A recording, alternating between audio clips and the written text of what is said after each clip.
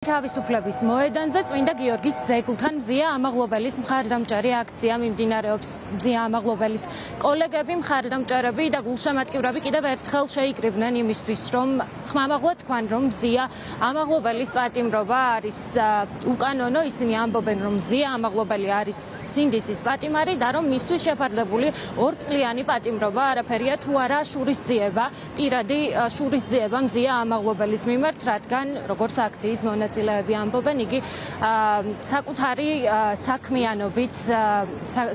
საქმიანობით ეწინააღმდეგებოდა ქართული ოცნების გადაწყვეტილებებს. მე ვეცდები გაჩვენოთ რა ხდება ახლა. აქ მოქალაქეებსთან აქვთ საპროტესტო ბანერები, სადაც წერია თავისუფლება მზიას, ასევე მათ ბანერებზე დატანილი აქვთ მზია ამაღლობელის სიტყვები.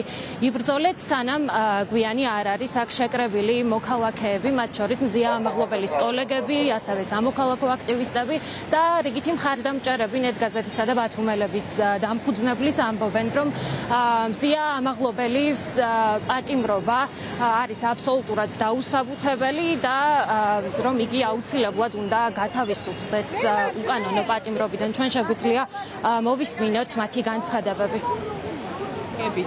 წმინდა გიორგის ობელისკის გარშემო ცოტა ხნის წინ ასეთივე წრე გავაკეთეთ ნინო დათაშვილის მხარდასაჭერად, მაშინ როდესაც მას დაუპირეს ფსიქიატრიული ექსპერტიზის ჩატარება და ნინოს სასამართლოზე ნინომ თავად გთხოვა, რომ მხოლოდ მისთვის არ გაგვეკეთებინა ასეთი მხარდამჭერი აქციები წრეზე დგომით და გაგვეკეთებინა ყველა იმ უკანონო პატიმრისთვის, რომლებიც დღეს ციხეში სხედან.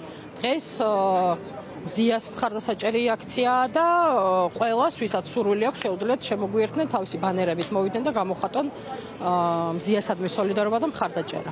აქციები და პროტესტი აუცილებელია, არ უნდა გაჩერდეს, უნდა იყოს მუდმივი, ხან შეიძლება იყოს ნაკლები, ხან მეტი, მაგრამ უნდა იყოს მუდმივად,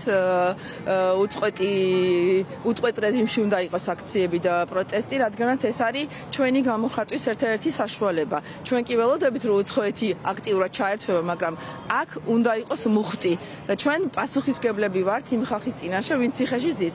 მზია ამაღლობელი, ნინო დათაშვილი, სინდისის სხვა პატიმრები, ანდრო ჭიჭინაძე, ზვია ცეცხლაძე და ასე შემდეგ. 67 ადამიანი ელოდება ჩვენგან მოქმედებას, ამიტომ პროტესტი არ უნდა გაჩერდეს.